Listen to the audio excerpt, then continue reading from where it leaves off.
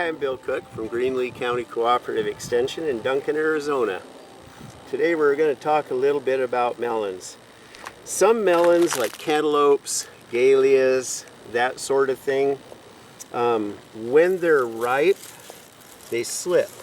You'll give it a little tug and it'll come off clean like that, and it'll smell sweet. That's how you tell with cantaloupes, dahlias, that sort of thing, which are a little different from the other types, things like Crenshaws and Casabas and that sort of thing. So these slip easily.